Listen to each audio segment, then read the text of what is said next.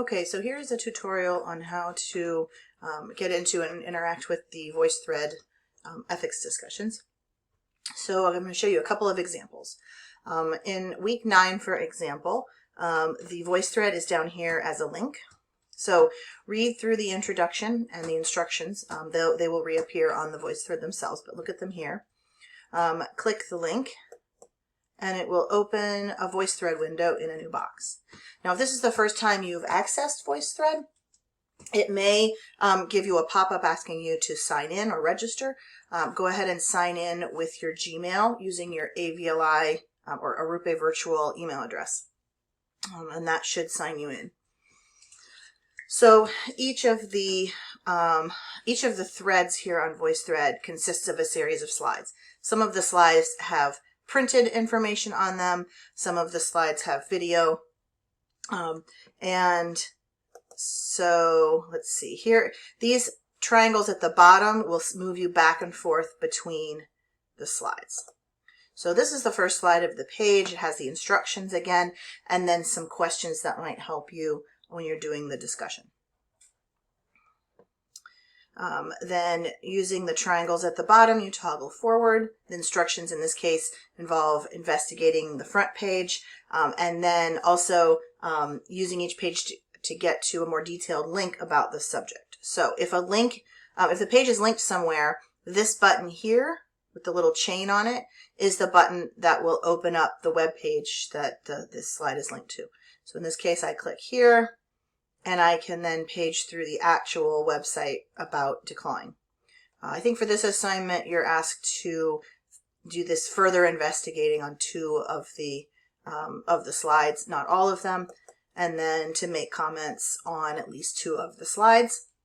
When you make comments, you can see that's what some of the people have done over here.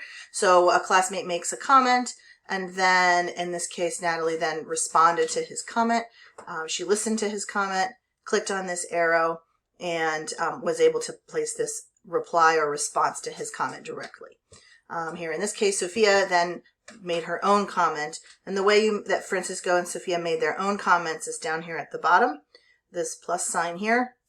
When you click the plus sign, it allows you to choose whether you'd like to make a video comment or an audio comment. This is to call in by phone. And so if you click this button, it will allow you to make a recording.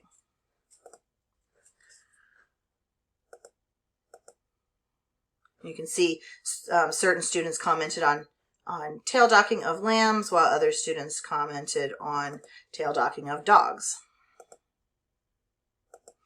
Now, the other way that VoiceThread can look is the way that it looked in week 10.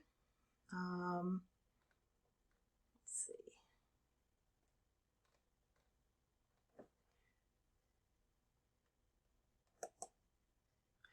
see. And the way that it looks in week 10 is it's right here embedded in the course page. Now, in this case, the whole screen is there. You may need to either slide back and forth to see it, or make your screen larger, and then you can see the whole thing. Click on the square in general, and you'll get to the thread. And so once you've signed in once, you may not have to sign in again, but if you do, again, use that arupevirtual.org email address as a Gmail.